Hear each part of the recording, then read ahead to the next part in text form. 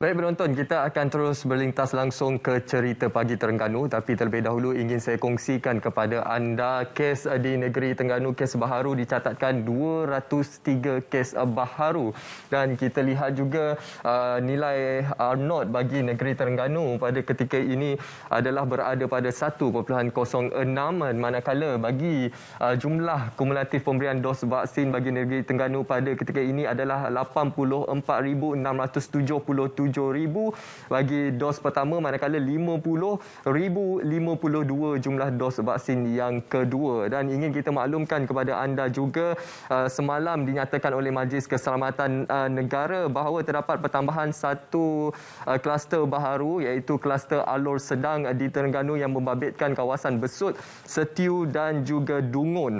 Dan kalau kita lihat juga pecahan dari segi taburan 14 hari kes sepanjang pandemik COVID-19 sepanjang 14 hari di negeri Terengganu, dicatatkan 2,644 kes direkodkan bagi negeri Terengganu, manakala kita lihat semua daerah ataupun zon di negeri Terengganu pada ketika ini berada dalam zon merah. Jadi kita ingin terus mewar-warkan kepada seluruh masyarakat untuk kita bersama-sama meningkatkan semangat memperkasakan komuniti kita dengan mematuhi SOP dan juga meningkatkan kawalan kendiri kita. Amalkan 3W dan juga elakkan 3S, dan ini merupakan situasi terkini COVID-19 di negeri Terengganu, dan kita lihat pertambahan kes saban hari terus berada pada tahap yang membimbangkan. Terus jaga diri dan juga lindungi keluarga tersayang kita daripada jangkitan COVID-19 ini. Baik, kita akan terus saja berlintas langsung bersama Azrul Faizal Jusoh untuk kita mengetahui bagaimana kepatuhan SOP PKPD di Hulu Terengganu. Kita saksikan.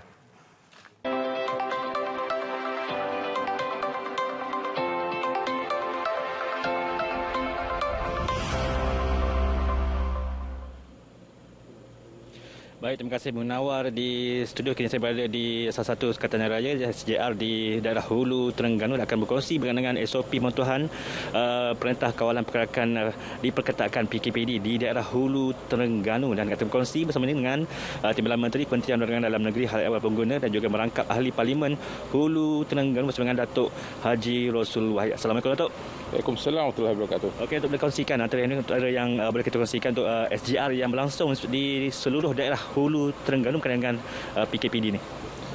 Yang pertama, terima kasih Selamat Pagi Malaysia yang bersama saya pada pagi ini. Juga terima kasih kepada DSP Tuan Azli dalam siri lawatan meninjau sekatan jalan raya di laluan utama 1 km 23 Aceh Kuala Berang, kawasan PKPD yang diperketatkan, yang mana untuk makluman kawasan ini diperketatkan selepas dikatakan terlibat dengan kluster hari raya.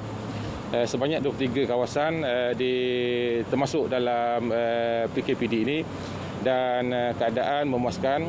Laporan saya terima mengatakan bahawa kepatuhan kepada PKP ataupun SOP mencapai 96%.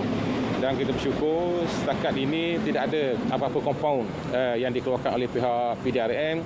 Jadi menunjukkan bahawa masyarakat Hulu Terengganu mematuhi SOP yang telah digariskan oleh MKN. Jadi kita berharap ianya akan dapat terus dipatuhi untuk mengekang COVID-19 ini daripada terus merebak ataupun terus menjangkiti orang lain. Okey, boleh Datuk kongsikan perincian untuk SOP sepanjang pelaksanaan PKPD ini, SOP SJR kita? SOP PKPD ini sebenarnya kita ada 5 kawasan SJR sekarang jalan raya untuk PKPD ini, iaitu Paya Besar, Gaung, Lebak, Keje dan juga Batu 21 di Aceh. Dan ianya melibatkan lebih kurang keseluruhannya 90 anggota keselamatan, dan dari segi pematuhannya ianya cukup memperangsangkan, dan kita berharap tidak ada kes baru yang terus menular. Cuma inilah kesan apabila kajian menasihatkan supaya jangan retas di kawasan yang retas daerah sepanjang hari raya itu, tapi ada yang degil. Jadi kesannya kawasan hijau kita yang kita rekodnya bermula pada PKP 1 telah dipecahkan dengan kedegilan sebahagian daripada kita yang tidak mematuhi. Dan untuk PKPD sebenarnya SOP-nya ialah 1 kereta seorang Kemudian radius untuk orang di kawasan ini bergerak ialah sejauh 10 km saja. Jadi artinya bagi mereka yang tidak ada urusan, stay at home.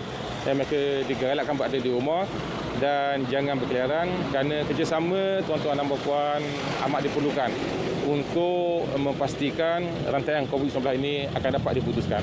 Ya, Tok, mungkin atau juga dari segi bekalan makanan untuk para penduduk di seluruh daerah Terengganu ini macam mana, cukup kan? Bekalan makanan keberadaannya cukup.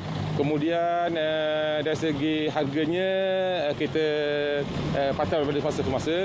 Cuma di Hulu Terengganu kita menggunakan pendekatan gerobok prihatin yang kita lancarkan pada hari puasa yang lalu.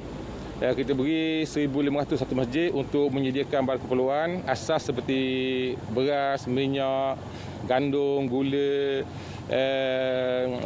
Maggi dan sebagainya. Dan ini ditambah daripada semasa oleh jawatankuasa masjid, dan hari ini kita akan lancar lagi satu. Artinya dengan adanya gerobok prihatin ini, masyarakat tak perlu bergerak jauh. Dan pihak yang ingin menyumbang pun tak perlu untuk pergi dari satu tempat ke satu tempat. Jadi ini mengurangkan, meminimalkan pergerakan. Jadi masyarakat ataupun orang yang terkesan dengan COVID ini, yang ketiadaan barang keperluan, mereka boleh pergi ke masjid-masjid untuk mendapatkan barang keperluan tersebut. Dan suka saya nak maklumkan di sini bahawa kita mencadangkan untuk Hulu Terengganu untuk menggalakkan vaksin. Kerana vaksin dikatakan antara yang kurang mendapat sambutan di Terengganu. Jadi untuk Hulu Terengganu, Parlimen Hulu Terengganu, saya mencadangkan dengan memberi hadiah pertandingan Eco Drone. Kita dapat drone bagi mereka yang mencapai persentase tertinggi vaksin. Untuk mengikut drone, kita akan kasihkan hadiah sebanyak RM10,000 untuk mereka ikut persentase drone tersebut. Okey, terima kasih Datuk. Itu antara perkongsian kita di antara lain. Pastikan terus ikuti SOP, sentiasa kita ikuti peraturan oleh pihak berkuasa, juga terus juga mendaftar dengan MySejahtera dapatkan vaksin anda. Terus kembali bersama tugas di studio bersama dengan Munawar juga Fatana. Silakan.